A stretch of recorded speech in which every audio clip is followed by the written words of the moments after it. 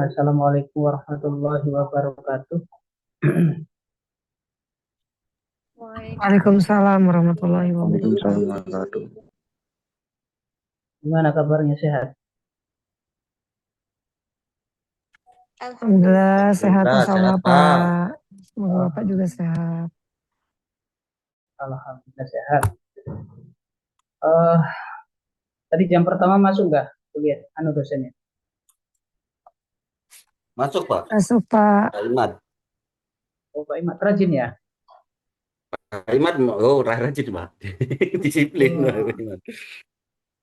terlalu rajin apa? Itu dosen begitu harus ini ya, dilestarikan ya, dijaga. Oke, kita materinya sekarang tentang struktur ya, struktur artikel, yaitu menggunakan model IMRAD.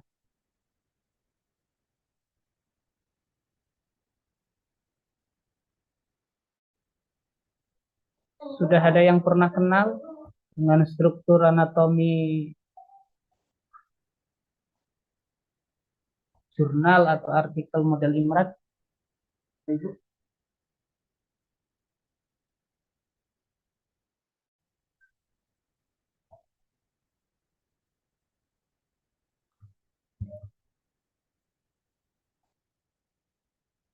Oke, ini materi untuk pertemuan ke-9 dan 11 ya. Mungkin nanti untuk prakteknya bisa lanjut minggu depan. Malam hari ini kita wawasan dulu, pengetahuan dulu tentang IMRAD. Silakan bisa buka kameranya biar enak ngobrolnya.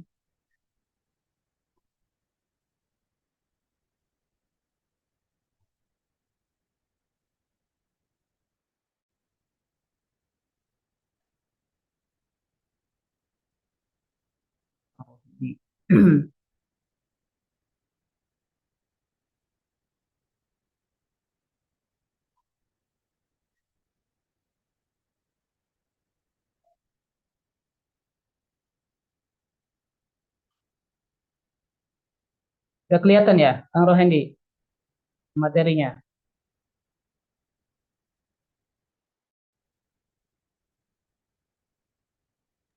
Sudah Pak, sudah terlihat Pak. Oke, udah terlihat ya. Nggih. Baik. Menyusun artikel ilmiah seringkali terasa berat. Bukan berat, pusing ya. Jangankan Anda, kelas dosen aja kadang-kadang pusing. Nggak tahu yang dipikirkan apa.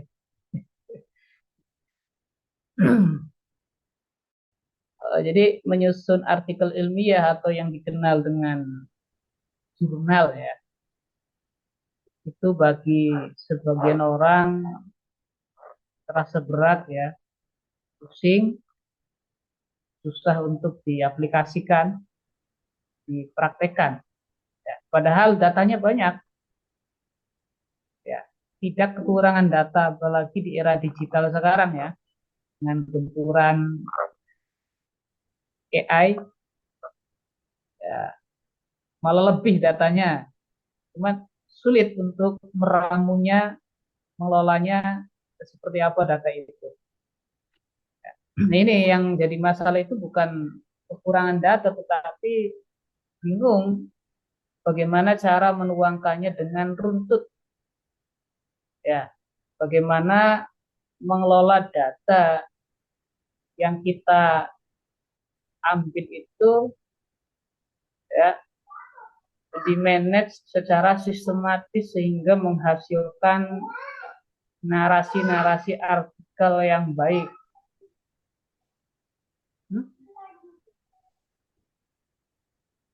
Bentar.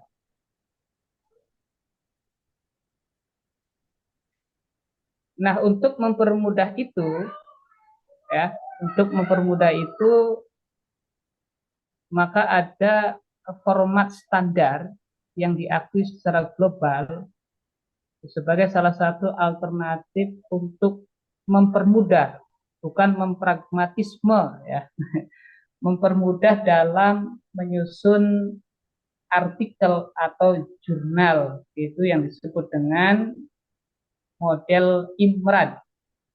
Nah, isinya ada, IMRAD itu singkatan dari 4 hal, ya, I itu introduction, pendahuluan, kemudian method, cara, kemudian ada result, hasil, kemudian ada discussion, yaitu pembahasan. Jadi IMRAD itu format yang diakui, format penulisan jurnal yang diakui secara global, yang isinya 4 hal tadi. Kalau kita melihat jurnal-jurnal, format jurnal masa lalu sebelum munculnya IMRAD, itu sangat rumit sekali dan mungkin memiliki halaman yang sangat banyak sekali ya. Kalau IMRAD itu kan paling banyak 6 sampai 12 halaman lah. Kira-kira seperti itu. Jadi sangat simpel karena yang penting ya, yang penting di dalam IMRAD itu mengandung 4 hal tadi. Pendahuluan, metode, kemudian hasil, kemudian pembahasan, dan yang kelima adalah conclusion ya, yaitu kesimpulan, nanti isinya kesimpulan dan saran. Tuh.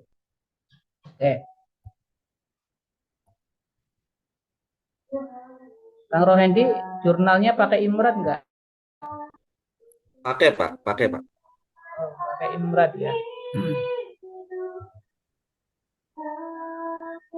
Struktur IMRAD ibarat sebuah cerita bergambar yang membawa pembaca dari pertanyaan besar yang belum terjawab masuk ke laboratorium atau lapangan hingga menemukan jawaban yang konkret. Jadi kalau kita lihat struktur IMRAD ini dari hal yang umum ya, kemudian merujuk kepada hal yang khusus. Jadi semacam metode induksi yang dilakukan oleh Imam Syafi'i ya, istiqro itu ketika untuk menentukan masa haid, kemudian ada macam-macam darah haid. Jadi kalau kita lihat strukturnya itu sepertinya menggunakan metode induksi. Ini di bawah ada anatominya, strukturnya. Ini menurut Verblas, struktur IMRAD itu logika berpikirnya mengikuti pola jam pasir ya. Ini bisa Anda lihat. Ini nggak bisa, struktur ini nggak bisa dibolak-balik ya. Tapi dalam praktek penulisannya ya bisa aja kemudian Anda yang didahulukan metodenya dulu, atau hasilnya dulu, atau kesimpulannya dulu. Barangkali sudah tahu kesimpulannya apa, nggak ada masalah. Tetapi ketika tulisan itu kemudian dijadikan sebuah jurnal, ya maka harus mengikuti struktur anatomi ini. Jadi pertama pendahuluan dulu, kemudian metode, kemudian hasil, kemudian pembahasan. Jadi ini kayak semacam sumber hukum Islam bolak-balik gitu loh, walaupun nggak bisa disamakan.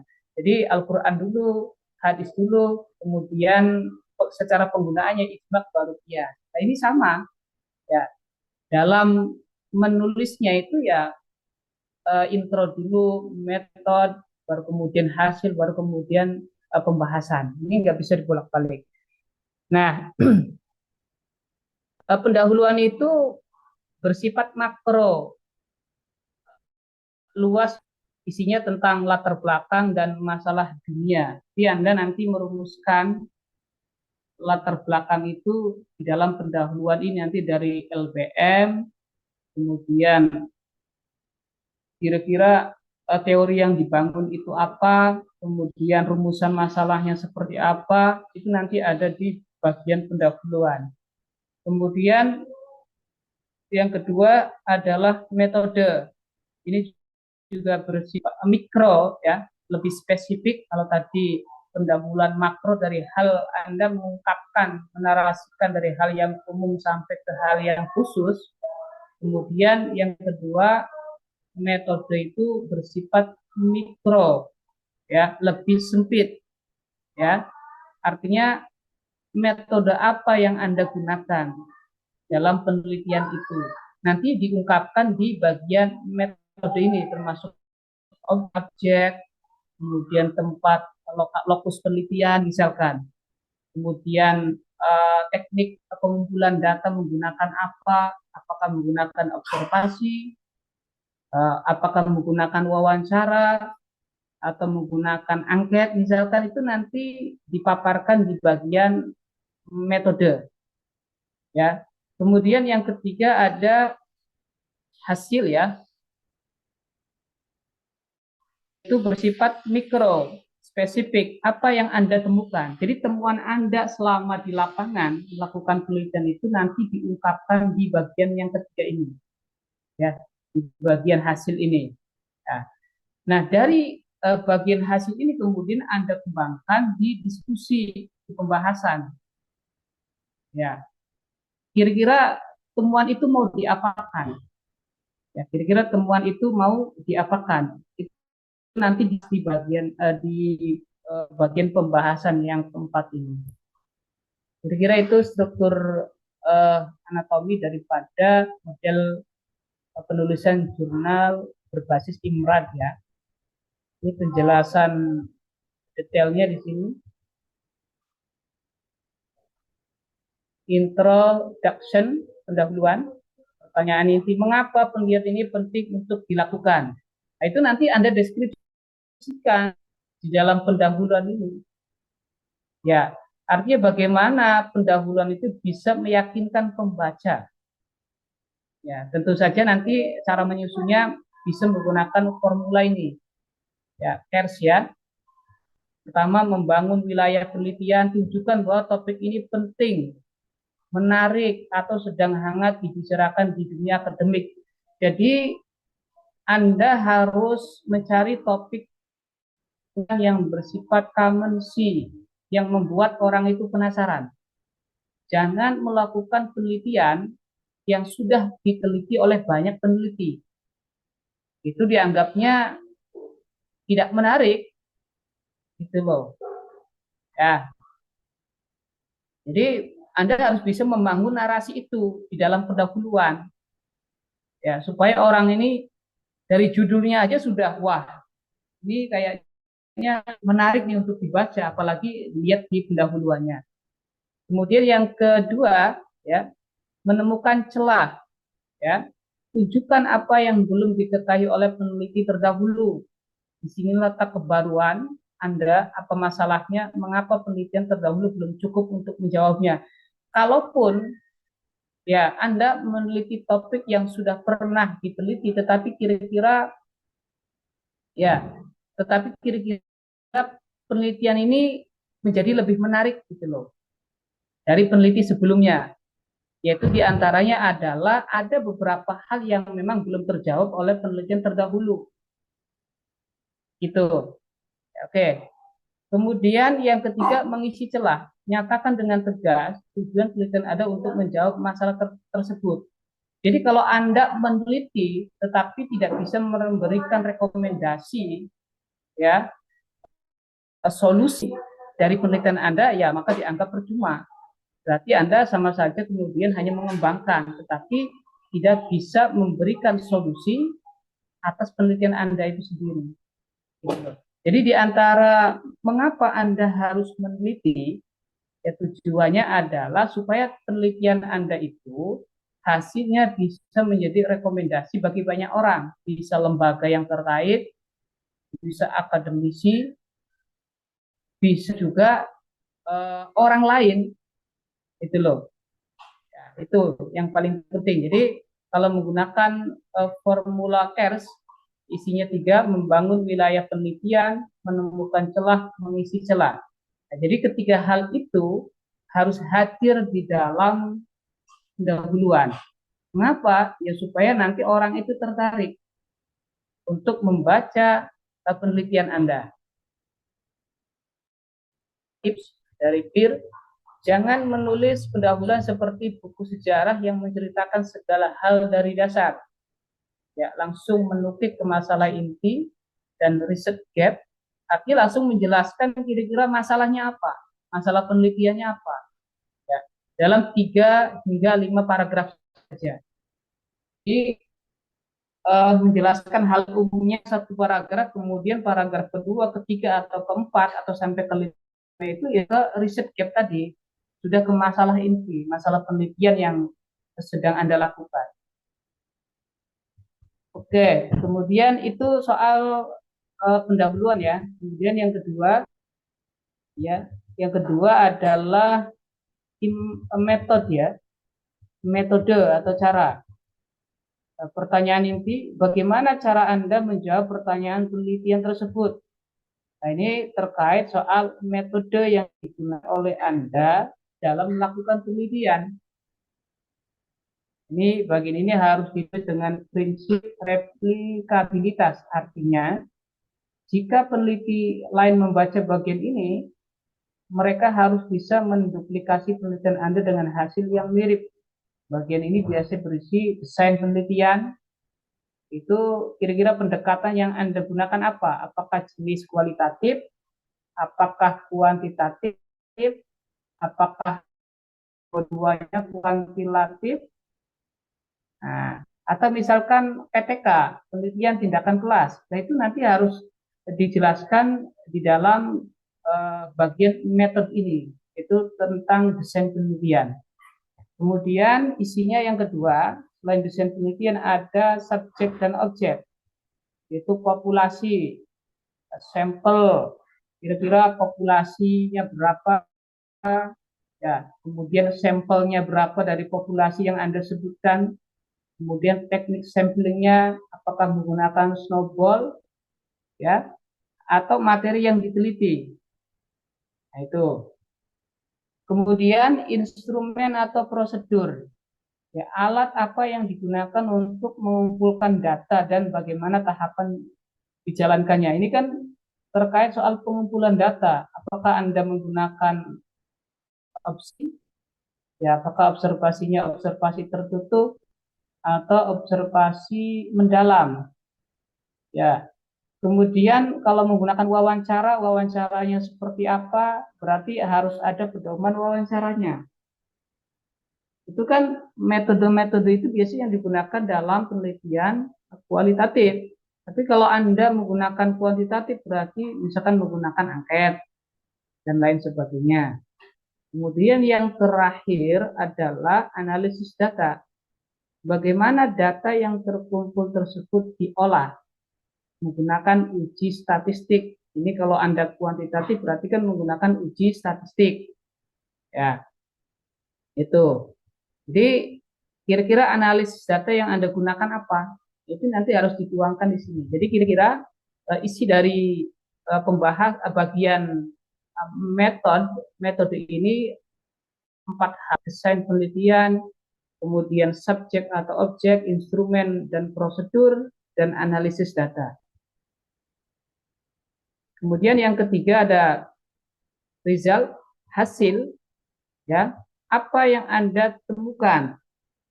Nah, kira-kira selama di lapangan Anda melakukan penelitian itu menemukan apa? Nah, hasil temuan itu Anda paparkan di sini di hasil ini ya, di bagian hasil ini.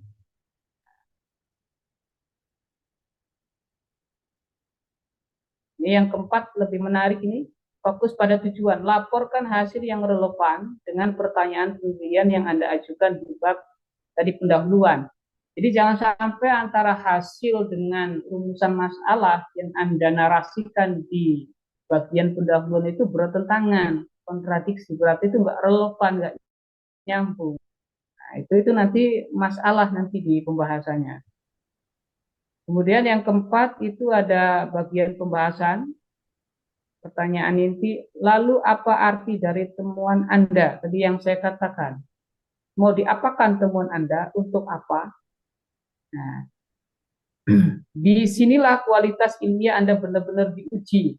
Artinya temuan-temuan yang Anda didapatkan selama di lapangan itu harus dikupas habis ya, dibahas di bab pembahasan ini. Ya, tentu saja nanti Anda akan melakukan beberapa langkah untuk membahasnya. Pertama, interpretasi hasil.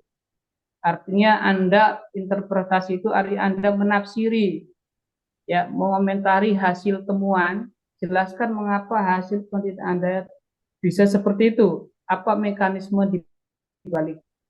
Kemudian langkah kedua adalah kontekstualisasi hubungan dengan teori atau peneliti lain. Jangan sampai teori yang Anda gunakan ternyata nggak nyambung dengan hasil temuan misalkan. Berarti kalau nggak nyambung, maka teorinya harus dirubah, diganti. Ya, supaya nanti relevan dengan temuan itu. Kemudian keterbatasan penelitian. Akui secara jujur batasan dari riset Anda, misal jumlah sampel terbatas, kendala waktu, ini justru meningkatkan kredibilitas Anda di mata reviewer. Jadi kalau Anda menemukan kendala-kendala selama penelitian, maka bisa diungkapkan di pembahasan ini. Jadi memang harus terbuka ya, harus jujur ya. Kemudian yang terakhir ada kesimpulan dan saran. Ini sangat umum sekali. Ini ringkasan logika berpikir. Ya, kalau di pendahuluan fokus utamanya masalah teori pendukung dan kesenjangan riset ya tadi, riset gap itu. Kemudian waktu kalimat untuk fakta umum tadi menjelaskan dulu fakta secara umum, kemudian ke past tense, kemudian kemudian ke hal yang khusus yang disebut dengan riset terdahulu. Kemudian metode, alat, kira instrumen, metode yang digunakan apa, bahan, subjek, kemudian tahapan kerjanya seperti apa, ya, kemudian waktu kalimat karena aktivitas sudah selesai dilakukan, kemudian ada hasil, fakta umum, data, tren, angka, atau narasi kunci. Ya. Kemudian bagian pembahasan, Anda menginterpretasi, menafsiri hasil temuan, membandingkan dengan penemuan terdahulu, kemudian juga teori yang digunakan relevan atau tidak. Kalau ada kendala, Anda bisa ungkapkan di bagian pembahasan ini. Kemudian lakukan kesimpulan dan saran. Oke, kira-kira itu materinya terkait model Imran ya. Ini gampang ya.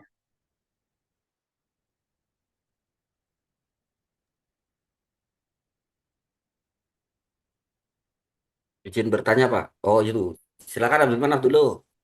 Mas Abdul Manaf, silakan. Wow. Iya Pak, ini saya kan juga ada temen ya Pak yang sudah S2 tuh. Kadang kalau teman saya lagi bimbingan tuh saya suka nguping tuh Pak.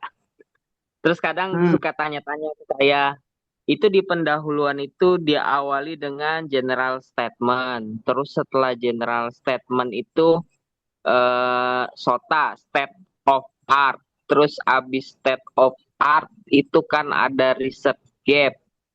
Terus setelah ada research gap, eh, ada gap ya, ada gap. Terus setelahnya apa gitu Pak. Nah, itu teknik penyusunan di pendahuluan ya Pak ya.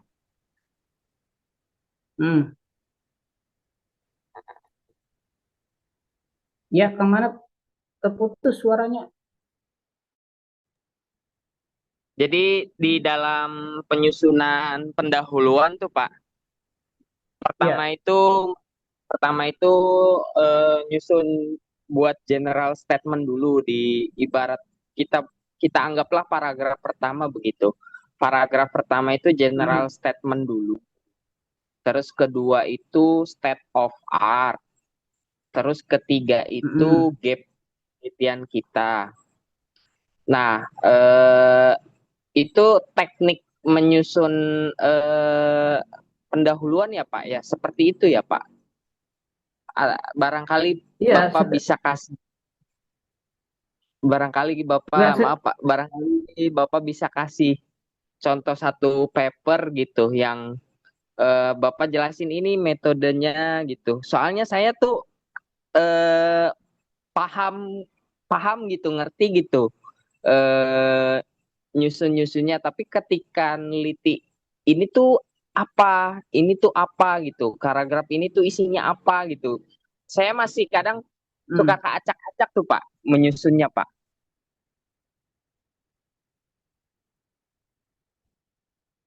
yaitu sebenarnya memang kekurangan kita itu tadi membaca anatomi ya, ya. Jadi agak acak-acak gitu. Nah, ini ada template-nya ya. Jadi sebenarnya di template itu ada panduannya, yang mana udah kelihatan ya. Ini dari jurnal Yudhistira, jurnal Jurisprudensi Hukum dan Peradilan. Ini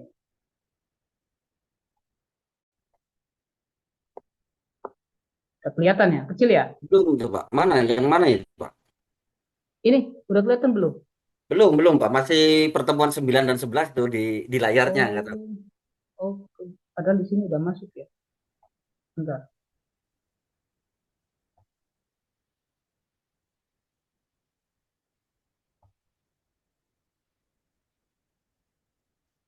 Nah, ini udah masuk. Nah, ini masuk Pak, betul. Oke, kelihatan ya. Ya kelihatan Pak. Ini template-nya. Jadi memang Yudhistira ya. yang perlu kita ketahui itu kalau nulis jurnal itu harus ada template satu. Ya, kita mau Iya, berkunjung ke betul. jurnal yang mana nih? Ya, jadi jangan sampai kita ngambil jurnal Yudhistira tapi diuploadnya disubmitnya bukan ke jurnal si Yudhistira ya nanti salah gitu. Walaupun sama-sama menggunakan Imrat, tetapi nanti secara template kan ada settingan yang berbeda. Itu yang nanti akan tertolak ya, akan salah kamar itu. Ini untuk judul itu harus ringkas, minimal 16 kata ya. Kapital huruf pertama ini nama tanpa gelar. Ini boleh ya, 5 orang. Nanti Iya, institusinya apa, kemudian alamat email. Tentu saja nanti Anda kalau melihat template jurnal yang lain secara tampilan ada yang sedikit berbeda ya. Tetapi iya. yang paling penting isinya adalah imrat misalnya strukturnya. Ini, ini abstrak ya. Ini kurang gede ya, Cukup Pak. Udah kelihatan ya. cukup kelihatan. Ini abstrak berisi mengenai lingkup pembahasan dari artikel lingkup lingkup kajian, metode. Jadi ringkasan ya, ringkasan dari isi artikel itu ya. Panjangnya antara 150 150 sampai sampai. 200 kata ya. Kemudian ada keyword, kata kunci bisa berisi 3 sampai 5 kata kunci. Biasanya abstrak itu ada yang berbahasa Indonesia, ada yang berbahasa Inggris, bisa dua-duanya. Kadang satu bahasa Inggris saja, tergantung permintaan dari jurnal ya. Nah ini kemudian di pendahuluan, nah, ini bagian ini berisi narasi pendahuluan yang memandu penulis untuk mengelaborasi gagasan yang akan disampaikan. Tadi sebenarnya hampir sama persis seperti yang disampaikan oleh Kang Manap ya. Diskursus pendahulu ini penting agar didapatkan publikasi. Tadi kalau menggunakan CARS itu berarti kan harus ada 4 hal ya. Ini pendahuluan. Kemudian metode, metode penelitian. Nah, ini jadi kalau Anda misalkan kualitatif itu menggunakan pendekatannya apa? Apakah etnografi atau fenomenologi? Ya, kalau fenomenologi itu kan biasanya Anda akan meneliti fenomena, bisa per kelompok, meneliti suatu kelompok atau individu. Ya, misalnya di suatu daerah itu di desa A terjadi fenomena nikah siri misalkan atau nikah Daud misalkan. Itu kan fenomena perlu diteliti itu. Ya, kenapa masyarakat di situ mempraktekkan nikah model seperti itu. Itu maka pendekatan yang digunakan adalah fenomenologi. Kalau studi kasus berarti berangkat dari kasus, misalkan. Kadang kita sering lihat judul skripsi studi kasus, tapi bukan kasus. Itu sebenarnya kan nggak tepat, nggak relevan. Nah, kalau etnografi biasanya lebih meneliti ini ya, etnis ya, perilaku hidup etnis gitu kan, itu etnografi.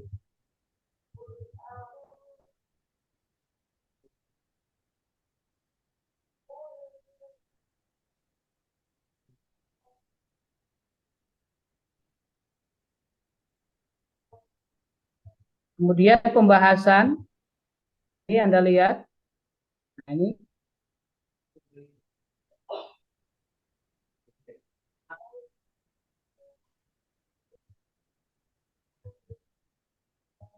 ada yang kurang ini sebenarnya kalau kita melihat ya harusnya itu bukan pembahasan dulu, hasil dulu ya. Ini tapi ini Oh, pakai judulnya. nah iya tuh Pak. Saya tuh di jurnal Kodo itu juga begitu Pak. Langsung pembahasan nggak bicara hasil. Atau ada lagi jurnal lain itu langsung Pak. Hasil dan pembahasan Pak. Berarti kemungkinan jadi satu Pak. Jadi di sini nih. Jadi antara hasil temuan ya, temuan dengan pembahasan itu dijadikan satu dalam satu dalam satu ini ya sub ya, Ya, satu sub sub ya. pembahasan. Mungkin biar ini aja meringkas. Ringkas Baru ya. kemudian ya, baru kemudian simpulan. Jadi biasa ya. Nah, ini ada di sini.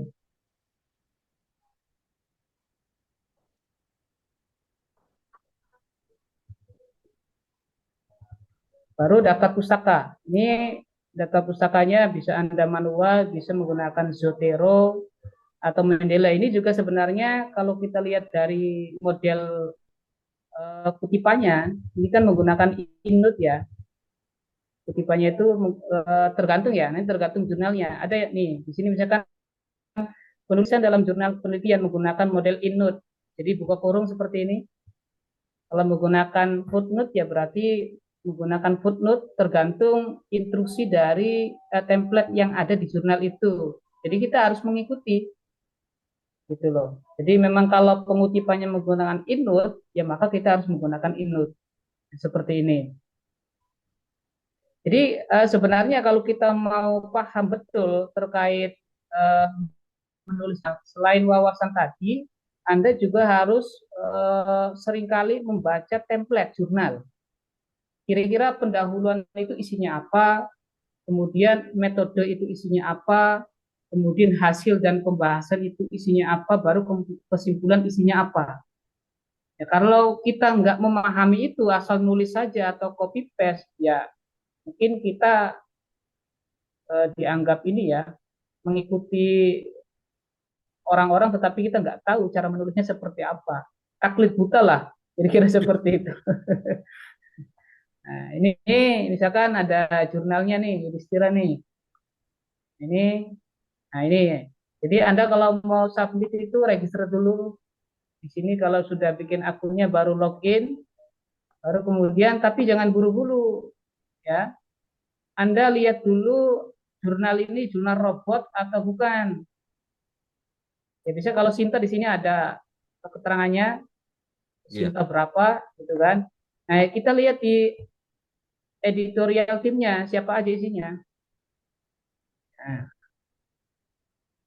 ini bisa dicek apakah Hasanuddin itu benar dia punya Skopus, apakah benar dia itu dosen di UIN Purwokerto, Seizu, ya kan?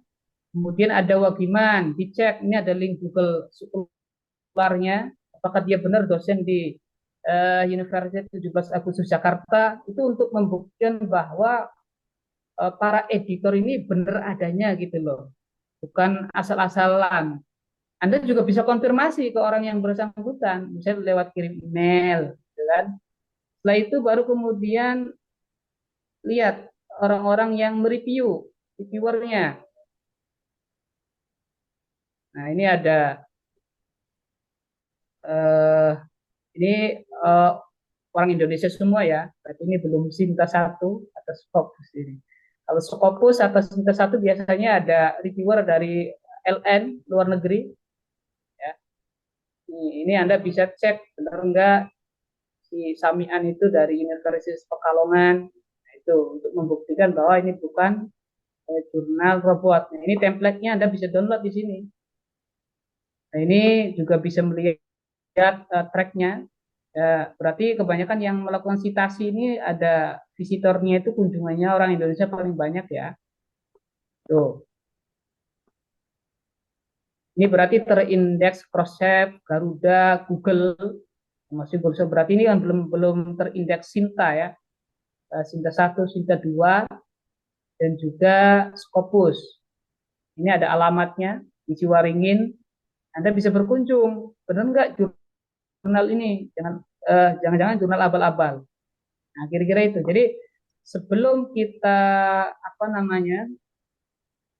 sebelum kita melakukan submit ke jurnal tersebut, kita cek dulu ya keberadaan jurnalnya. Kira-kira ini jurnal abal-abal atau jurnal beneran, supaya kita nggak tertipu. Khawatirnya kita sudah keluar biaya, tapi ternyata jurnal yang kita kunjungi bukan jurnal beneran. Itu kan merugikan kita. Itu ya, teman-teman.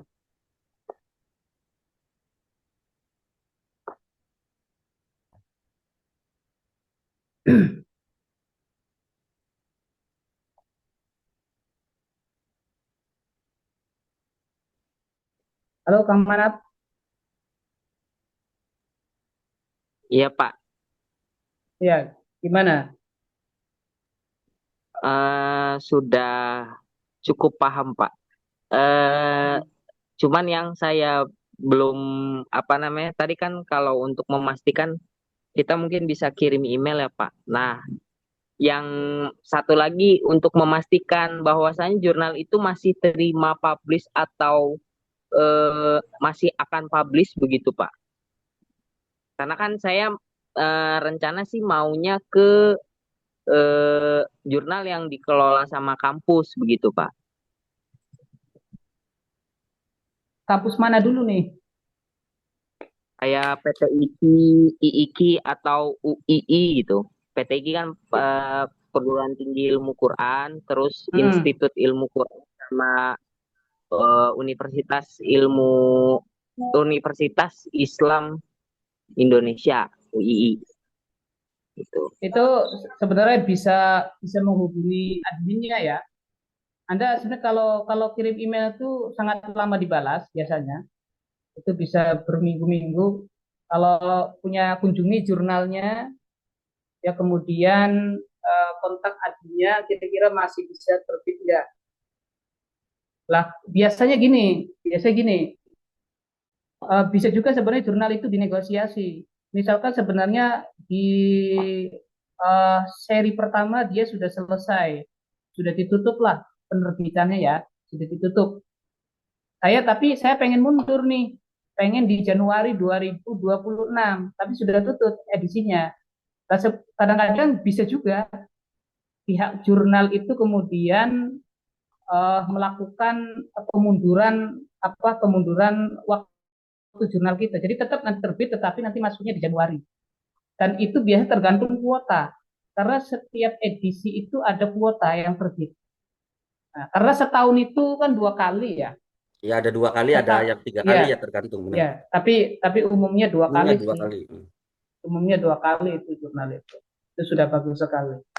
Itu sih Kang Manak ya. Jadi cek dulu adminnya, kira-kira kapan batas waktu terakhirnya. Nanti biasanya ada informasi lanjutan. Gitu. Baik Pak, terima kasih Pak. Pak Rohendi, barangkali tadi mau nanya apa? Tadi bicara ini kadang di sejauh yang saya cek ya Pak ya, hampir saya tuh akhirnya login dan daftar di tiap-tiap jurnal itu Pak. Itu tuh hampir jarang membahas terkait tentang hasil, Pak. Langsung hasil dan pembahasan atau langsung kepada pembahasan. Itu cara penulisannya apa? Cara Gimana? penulisannya, Pak, karena format ininya kan saya hampir ngambil seluruh format kan untuk ketika mau submit kan, Pak. Dan saya kan sudah Mm-mm. submit di apa jurnal Usroh Sinta 4 tuh, Pak, Probolinggo. Mm-mm. Ya nunggu lagi nunggu, Pak.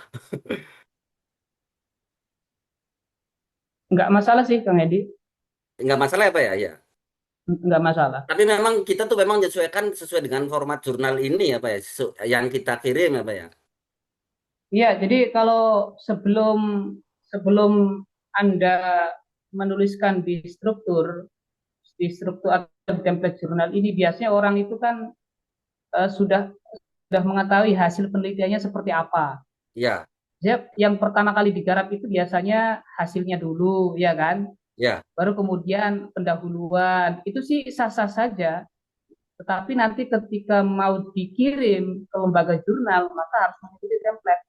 Itu ya, maksud saya sesuai seperti template ya, itu. Pak ya. Ya, tetap sesuai Ya template. karena gini, sebenarnya kan jurnal itu kan sebenarnya kelanjutan daripada hasil penelitian yang sudah selesai sebenarnya, ya kan? Contoh misalkan tesis, skripsi Anda itu kemudian bisa dikonversi ke dalam jurnal, gitu loh. Kan secara hasil kan sebenarnya sudah diketahui, gitu kan. Cuman kan ketika mau dijurnalkan, maka harus ditulis ulang, disaring ulang supaya lebih ringkas. Karena apa? Struktur anatomi yang sekarang digunakan oleh jurnal secara global itu adalah IMRAD, lebih simpel. Jadi kalau misalkan kalau di metodologi di skripsi itu sampai berlembar-lembar, maka di jurnal nggak boleh. Iya, Ya, di pendahuluan sampai 10 lembar, maka di jurnal nggak boleh. Ada batasannya.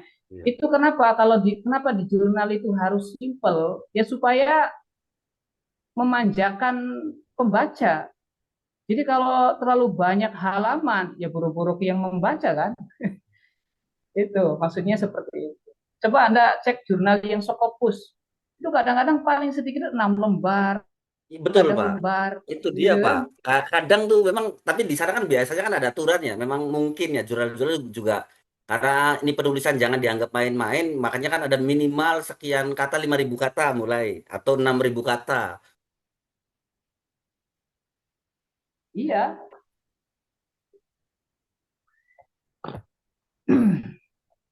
Itu sih Kang Rohendi.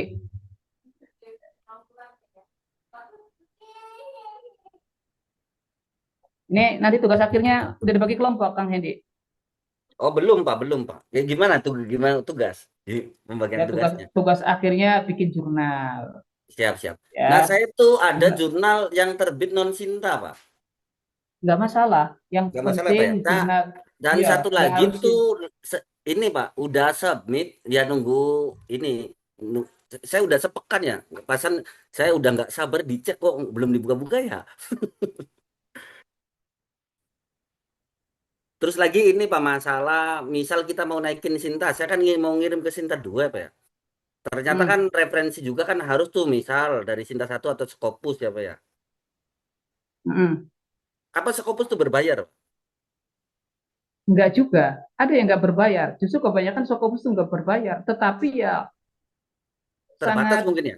Referensinya bukan ya Pak ya. terbatas. Bukan terbatas. Memang ketat kalau yang nggak berbayar itu. Ya saya Itu kan mau kirim bisa, ini Pak, masalah referensi Pak. Kalau ini kan saya udah dapet nih Pak yang Sinta 2 Alkodo tuh ya. Alkodo tuh kan masalah hukum keluarga juga. Mau ngirim ke situ. hmm. Ya kalau Scopus yang nggak berbayar sebenarnya lebih banyak. Cuman orang itu nggak sabar menunggu disubmit, diterbitkan. Kenapa? Karena butuh waktu berbulan-bulan, bahkan ada yang 1 tahun. Tahun bener. Iya kan? Misalkan gini, Iya. teman-teman dosen yang mendapatkan bantuan dari Litab Dimas Kemenag, itu biasanya nanti hasil penelitiannya itu harus wajib diterbitkan ke jurnal minimal Sinta 2 atau Scopus Q1. Itu dikasih batas waktu maksimal 2 tahun oleh Kemenag itu. Karena yaitu di reviewnya saja itu sangat lama sekali. Mungkin karena antrian, bisa Antriannya. jadi. atau karena saking ketatnya, karena jurnal di luar negeri itu benar-benar sangat dihargai, tidak asal-asalan. Dari per kata tuh dilihat susunan kalimatnya, ya. Kecuali di Indonesia, ya mungkin kita punya uang banyak, itu bisa saja bayar sekarang 2 hari akan datang kemudian terbit, gitu kan? Tapi yang selama ini yang gratis itu memang lama ya, jurnal itu bisa terbit langsung publish. Tapi itu kan sebenarnya tantangan. Ya, enggak Pak. Maksud saya bukan penerbit publish jurnalnya, karena publish jurnal kan memang karena pengelolaan ya mungkin agar tetap jurnal itu aktif. Referensi nih Pak, referensi ketika Hmm. biasanya jurnal Sinta 1 atau Sinta 2 itu kan ada pensyaratan terkait tentang referensi sumbernya itu minimal juga di Sinta 2 atau di Sinta 1 kan Pak, atau Scopus. Hmm. Itu kita ngaksesnya agak susah itu Pak. Jurnal-jurnal Susahnya yang di mana? Scopus nih Pak. Di Google Scholar tuh Nah, itu dia amat Pak terbatas Rohendi. itu Pak. Itu dia Pak Rohendi. Kalau Pak Rohendi misalkan submit masukin yang gratis, itu biasanya eh, tulisan Pak Rohendi tuh kalau mau dikutip orang harus bayar. Ya iya, Jadi orangnya yang betul. harus bayar ke jurnalnya begitu. Oh, Makanya Scopus banyak yang berbayar pantes itu karena ya. dia Referensi nih Pak, publiknya. bicara terkait tentang kita ngambil benar Mas Manap, ngambil referensinya. Hampir kita kan referensi yang nggak jauh-jauh paling banter kita tuh dapat Sinta 2 gitu ya. Nggak apa-apa, yang penting jujur dalam penulisan dan referensinya bisa dipertanggungjawabkan. Tadi betul apa yang disampaikan Kang Manap itu, memang kadang-kadang kalau Scopus itu kita bayar Bayar ya Pak yang itu, motifnya juga. dan kadang nggak bisa di-download itu, hanya abstraknya Betul, betul. saja bisa. Betul, Pak. So, kan? Gitu. Ya, kalau mau jadi profesor sih nggak apa-apa. Iya, lagi latihan-latihan nulis aja, Pak. Ya, nggak apa-apa lah. Oke, nanti minta dibikin kelompok ya. Ada berapa orang sih yang aktif di semester 2 ini? Ya ini 30 ada. ada ya Pak lebih, Pak. Ini aja hari ini 33 itu Pak.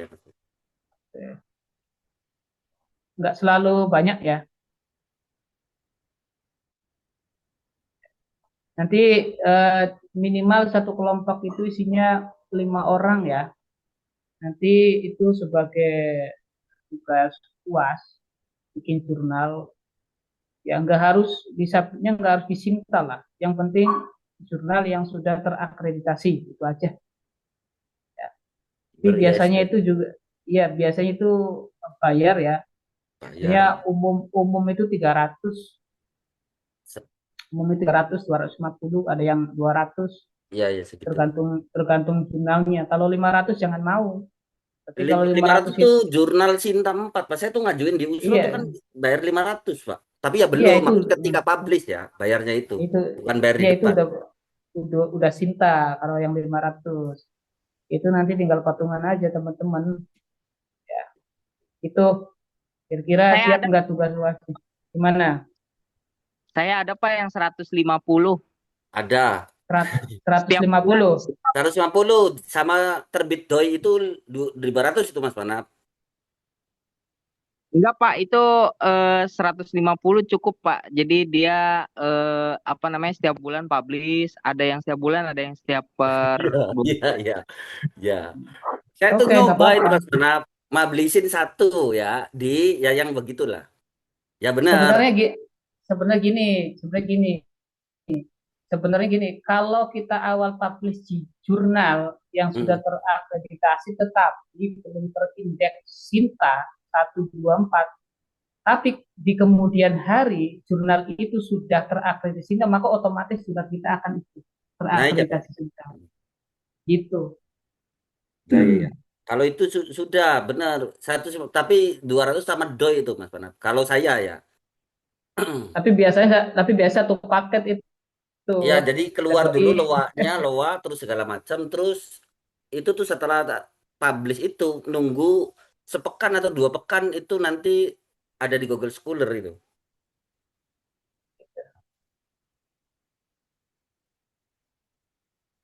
Oke, setuju ya. tugas UASnya itu ya. Ya itu teman-teman tanyain Pak teman-teman. Yang lain gimana?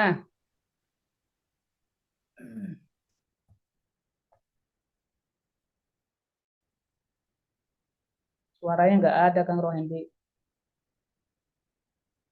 Silakan teman-teman, itu UASnya ya kan bikin jurnal yang diterbitin walaupun tidak ya tentu tidak Sinta ya yang cepat karena Sinta tentu lama itu. Gimana teman-teman?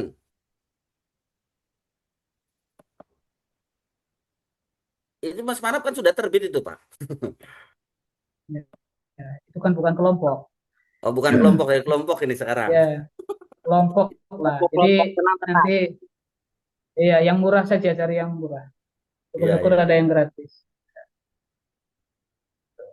Nanti terserah pilihan jurnalnya mau jurnal yang apa, Apa saja itu berarti bebas. bebas siapa mau predator mau apa segala macam itu.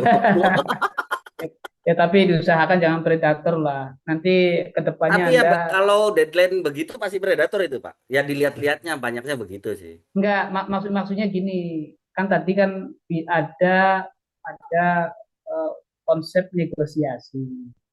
Jadi dinegosiasi dulu. Nggak harus sekarang. UAS itu kan bulan Juni ya, Ih, ya bulan bulan Juni. Juni Pak. Bulan Juni Iya, kayaknya Pak. iya UAS itu kan bulan Juni. Maksudnya Anda kan nanti draftnya itu bisa dikumpulkan ke saya nih, draft jurnalnya yang sudah selesai. Kalaupun nanti terbitnya bulan Juli, no problem, nggak ada masalah. Gitu. Yang penting sudah disubmit, kemudian draft jurnalnya bisa dikirim. Silakan teman-teman berkomentar teman-teman. Ditanyain Pak teman-teman jangan diam-diam saja Ya, itu. oh, ya nanti didiskusikan sajalah oleh kalian. Kira-kira setuju atau tidak.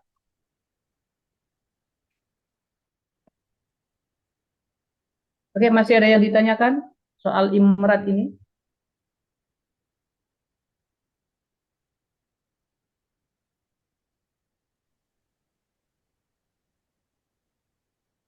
Tidak apa paling yang pusing dia teknis saja teknisitasi itu Pak.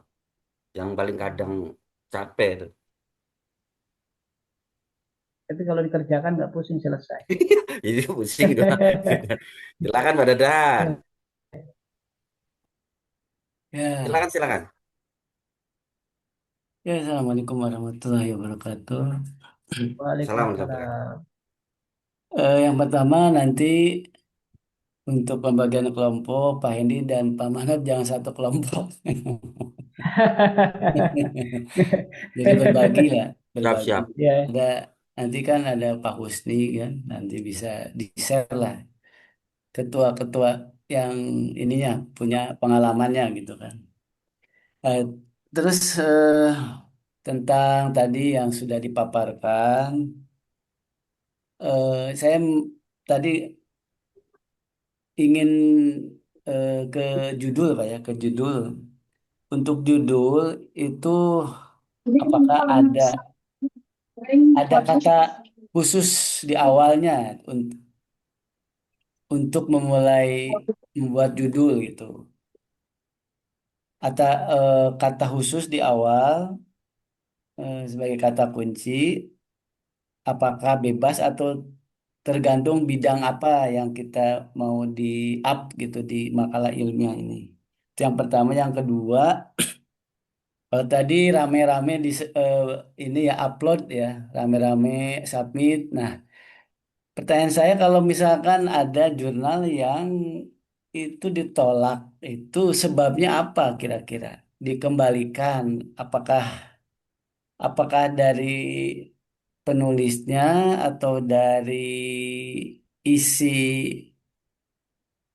makalah ilmiahnya atau dari apanya nih kalau suatu jurnal itu ditolak dikembalikan gitu.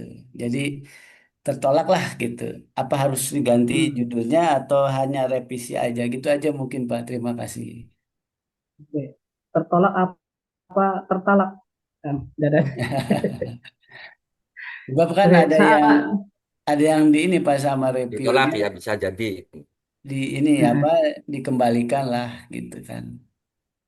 Gitu. Oke, Jadi nggak secara nah, secara penulisan jelas ya. Secara penulisan judul di sini biasanya di masing-masing template itu sudah ada aturannya.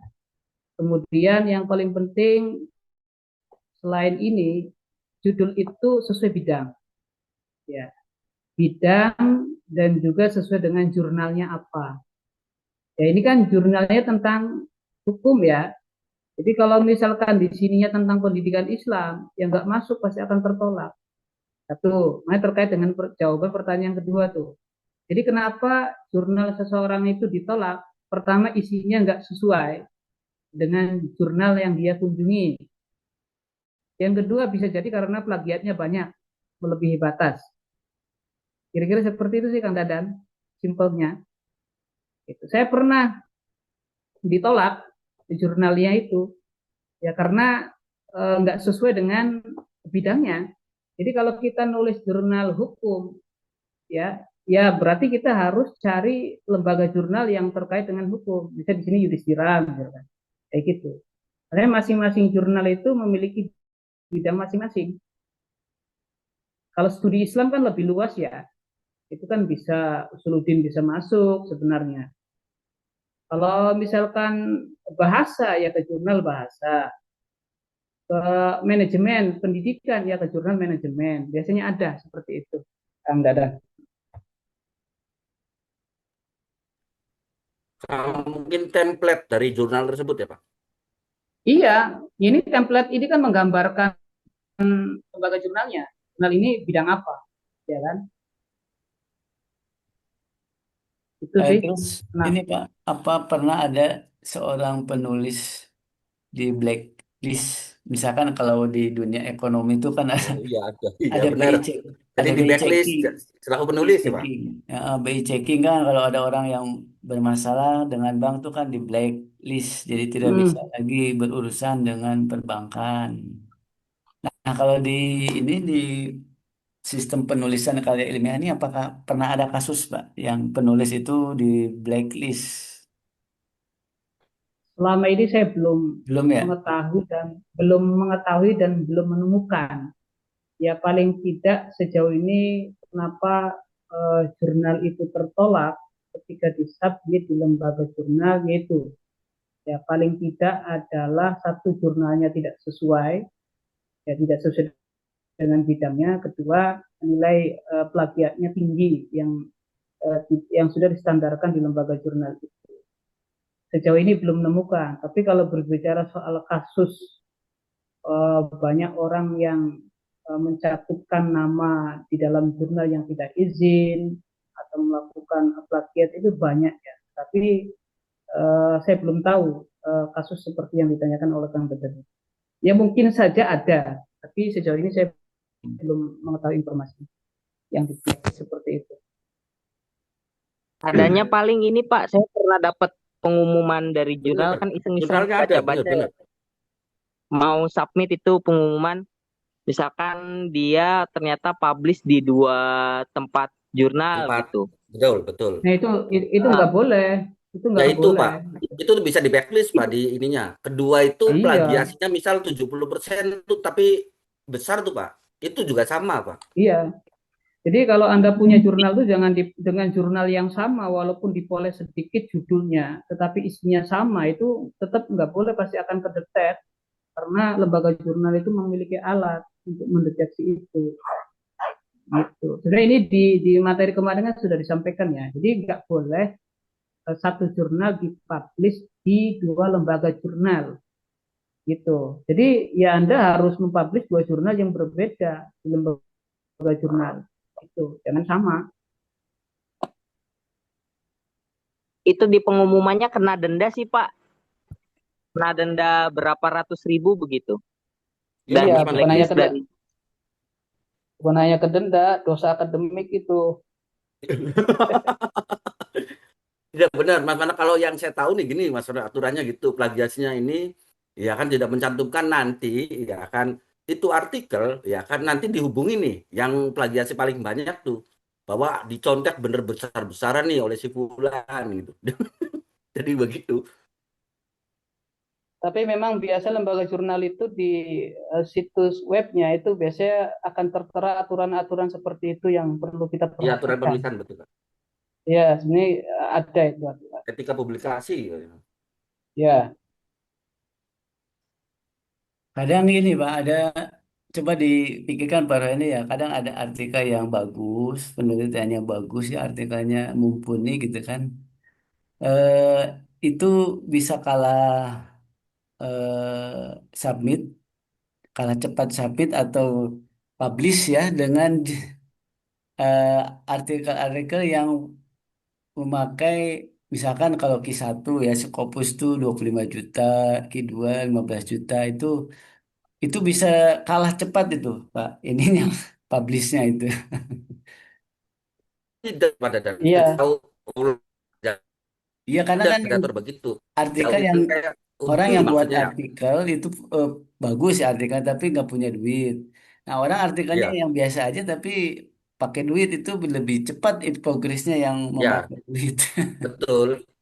Jadi sebenarnya gini pada dan kadang kita juga hati-hati juga ya misal ada jasa menawarkan cepat segala macam padahal enggak. Dia tuh hanya memberikan pendampingan gitu. Jadi tetap kita yang nulis cuma bahasanya instannya nanti tidak ada revisi ya mereka yang merevisi itu. Sejauh yang saya banyak hubungi apa ya ini pengalaman. Saya kan selama sebulan ini banyak hubungi terkait tentang jurnal-jurnal ya Pak ya untuk nyoba-nyoba hmm, nulis. Ya termasuk jasa-jasa yang begitu lah Pak. Kan saya tanya segala macam, apa keuntungan berbayar sekian? Ya kan apalagi di DP, saya bilang di jurnal-jurnal itu kan bayar itu ketika memang sudah dinyatakan fix untuk bisa publish. Nah, baru ada biaya publish. Nah, kemenangannya satu katanya untuk nanti ngerapiin terkait tentang citasinya. Kedua, pendampingan didampingi sampai terbit. Ya saya bilang ya kalau begitu saya bisa sendiri nulis. Terus saya tanya biasanya begini, itu jurnal yang mana? Nah, setelah itu ya saya bandingin tuh Pak dengan jurnal aslinya maksudnya. ya, ya kadang-kadang begitu ya. Ya, ya begitu Pak. Ini ya ini ada publication etik ya di yang ditanyakan oleh Pak Dadran itu soal etika di sini ya. Tadi termasuk yang disampaikan oleh Kang Manat. Ini bisa dilihat di sini. Ya, biasanya di masing-masing lembaga jurnal itu memang mencantumkan ininya ya, etikanya, etika penulisan jurnal. Ya, plagiarism screening, gitu lah. Oke.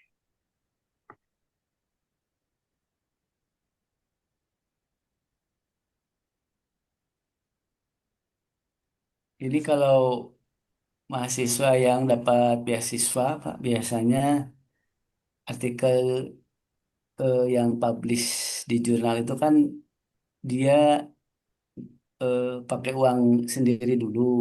Itu enaknya kalau udah beasiswa itu nanti kalau sudah publish itu dirembes di apa? Diganti uangnya sama misalnya kalau ada itu kan BPI sama LPDP itu bisa diganti, dirembes orang apa mahasiswa beasiswa itu. Kecuali kalau Iya, mandiri ya memang berat. tapi LPDP juga berat itu harus lulus tepat waktu. Kalau nggak lulus tepat waktu, ya harus suruh ganti uang beasiswanya.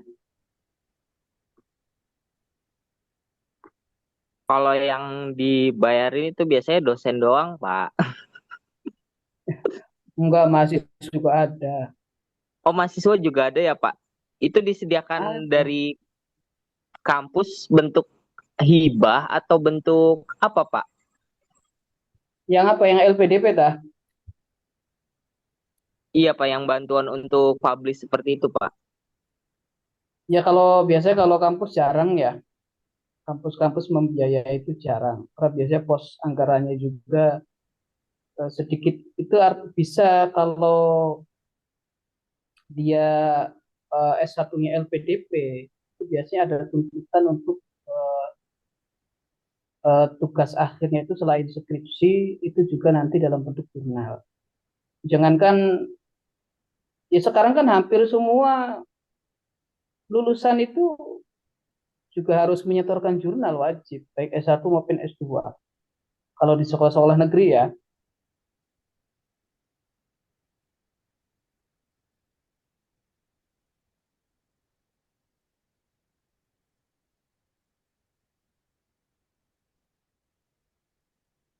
Makanya harus sudah terbiasa nulis jurnal kayak Kang Rohendi nih. Dan nanti kalau teman-teman sudah S2 ya sudah enak, nggak bingung.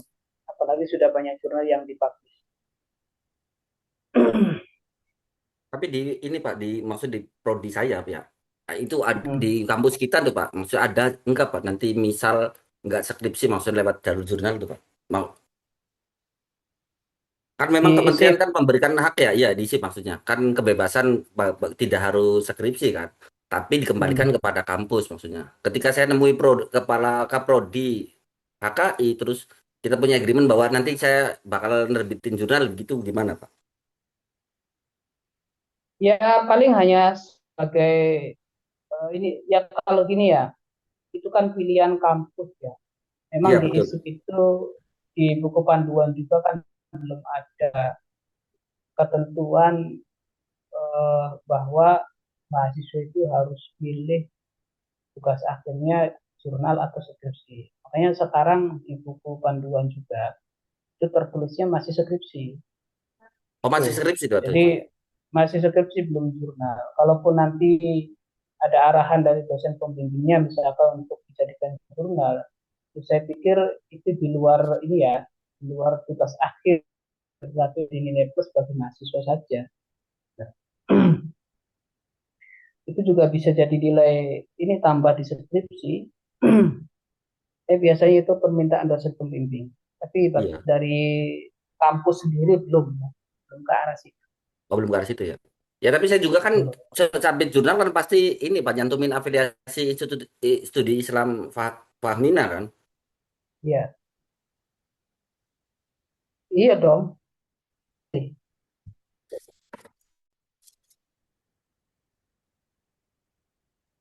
Skripsi Pak Mungkin Hendi nemuin mungkin nemuin buat kaprodi skripsi. ya. Ya, saya tuh aduh, saya tuh mau nganggur tuh di semester 6 tuh maksudnya.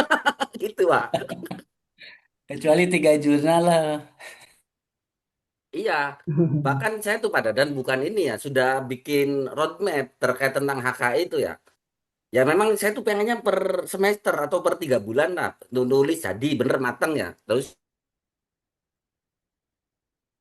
juga lama ya, terkait tentang ini tuh apa di ceknya itu kan lama tuh. Iya, itu masalahnya adalah karena di reviewnya itu lama. Jadi khawatirnya nanti nggak pas waktunya gitu.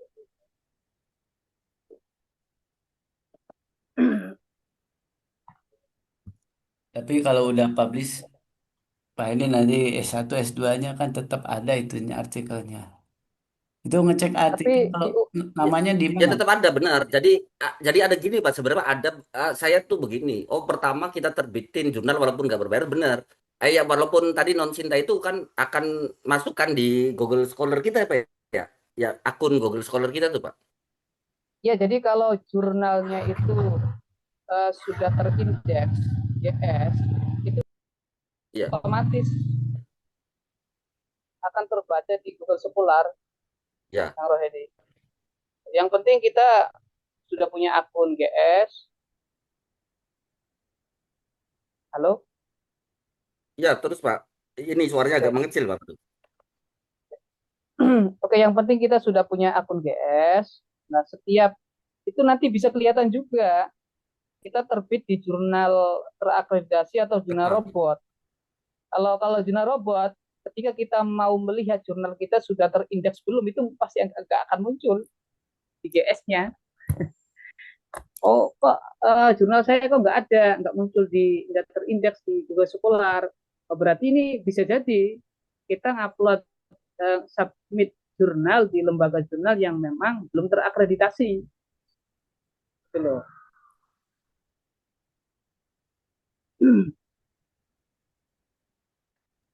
Saya aja Pak itu sampai LOA terbit itu sebulan Pak. Ya, itu LO juga kan sebagai bukti ya, karena nggak Ya sembarang betul. Kalau lembaga LO jurnal ya itu bisa. itu dia Pak, maksud saya itu punya pengalaman tuh begitu Pak. Yang berbayar itu ya maksudnya yang tadi yang mencinta itu Pak. Kan LOA keluar. Bayar LOA keluar tuh bayar 150. Terus lagi ada aturan Hmm. untuk mengaktifkan doi doi itu ya kan bayar 50.000. Nah, nanti nunggu sepekan sampai 2 pekan terindeks di Google Scholar. Ya sebenarnya kalau kalau lembaga jurnal sudah terakreditasi itu nggak perlu mengaktifkan doi, itu sudah otomatis. Oh, sudah tahu. Oh, berarti tambahan tuh ya. Ini Pak, pembayaran itu ada dua Pak. Pembayaran itu ada untuk reviewer gitu. Ada lagi untuk biaya pengelolaan publishnya, begitu Publik Pak. ya. Ada dua. Ada yang gratis di publishnya, ada yang gratis di pas reviewnya gitu. Ada yang dua-duanya bayar, ada yang Iya, dua-duanya gratis. gratis ya. Saya lagi nargetin yang gratis dulu lah.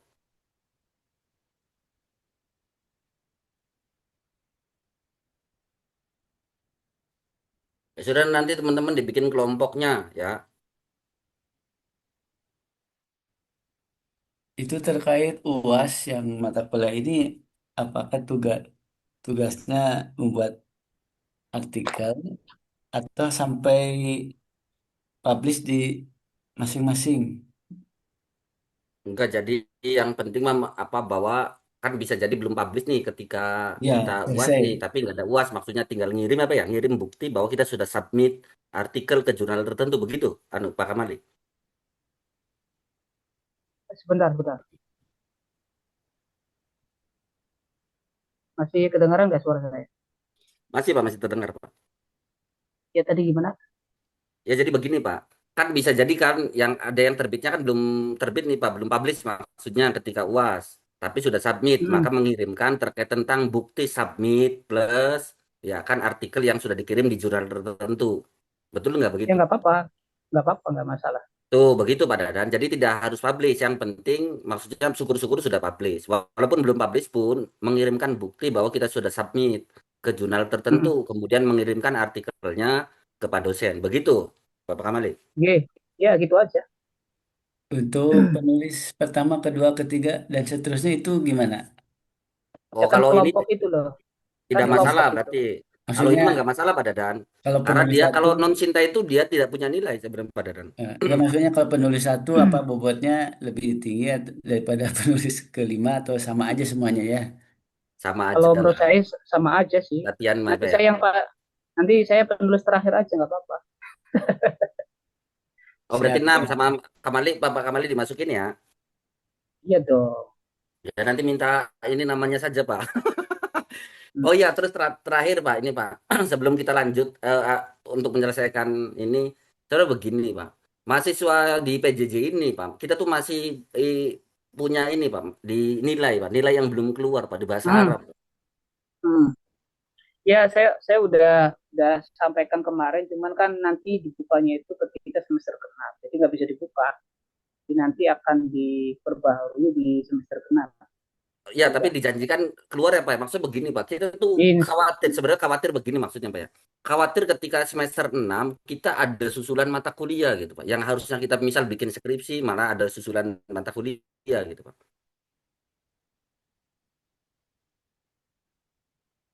Berarti nanti akan diperbarui. Jadi teman-teman untuk bahasa Arab ya tadi itu nanti akan ditambahkan di semester 6. Udah keluar kan? Begitu Pak. Udah keluar ke belum? Oh, oh ya enggak ya. Kalau menurut saya tenang Pak Ruedi Begitu ya soalnya Pak ini dosen. Pak Ruedi Hmm? tenang saja ini kan ininya Pak Kabironya Pak Kamal ini Pak Iya, Kabironya ya ini tapi kan belum tenang. sampai kita akhir semester 6 maksudnya bisa bisa tukar-tukar per tahunnya itu. Aman aman. Ya harus memastikan dulu. Berat Ya itu Pak, maksud ngurusi Bener, For maksudnya jangan prinsip. sampai kita pas di semester 6 yang harusnya fokus ke ini tertentu ada mata kuliah kesusulan. Padahal bukan kesalahan kita, kita kan masuk jelas ya.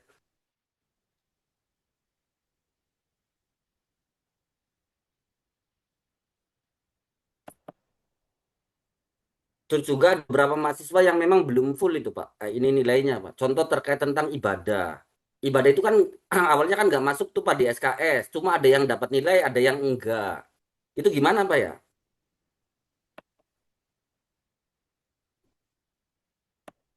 Halo Pak dosen.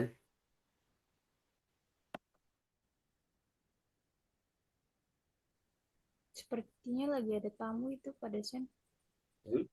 Saya kedengeran.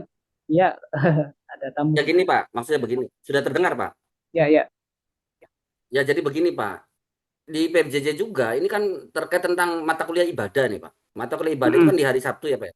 Nah mata kuliah Mm-mm. ibadah tuh ada yang dapat nilai, ada yang nggak dapat nilai. Padahal sama-sama ngirim tugas itu Pak. Nah, itu nanti Waktu itu sebaiknya kalau waktu itu dosennya itu sudah Pak di sama Kosma itu katanya nanti disusulkan. nah itu nanti dikonfirmasi lagi aja ke dosennya. Jadi gini, kalau saya nanti ngasih nilai tanpa ada persetujuan dari dosen yang bersangkutan, kalau bahasa Arab kan sudah aman nih, ya kan? Oke, aman. Siap. Ya, ya. Tapi kalau yang itu ada mau perbaikan, kalau mau ada perbaikan ya silakan saja. Tetapi itu kebijakan dosen yang terkait gitu loh. Nanti dosen itu akan menghubungi saya sebagai biro bagian akademik. Nanti saya akan menginstruksikan ke operator siakat tadi untuk melakukan pembaruan nilai-nilai itu. Gitu. Sebenarnya nilai itu C itu sebenarnya sudah lulus sih, nggak ada masalah. Yang masalah itu ketika cek min ya, ya minimal C atau B itu sudah bagus sebenarnya. Rohen. Ya, siap Pak. Halo, ya. Ya, ya terdengar Pak, betul betul terdengar. Jadi tinggal itu saja. Jadi hubungi. Ini Kosma hubungi lagi terkait tentang Ibu Latifahnya ya, terkait tentang MK ibadah itu. Maksudnya ada yang dapat nilai, ada yang nggak dapat nilai. Ya, nanti Waktu gini, awal-awal tuh nanti gini Kang Hendy. gimana Pak? Nanti ke depan itu ada semester pendek. Ya, tapi itu biasanya berbayar. Biasanya nanti akan dilakukan di liburan semester genap yang 2 bulan itu.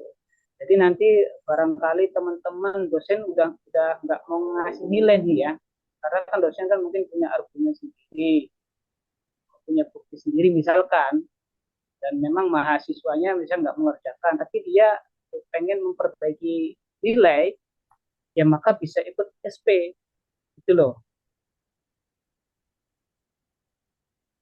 Ya Halo, semester pendek, ya siapa? Siapa? ya Oh, semester kalau itu kan yang ingin pendek itu, memperbaiki nilai apa ya? Ingin memperbaiki nilai, misal yang E atau D ingin up nilai iya kan Pak. Nah, ya kalau itu bisa memang itu kan gimana?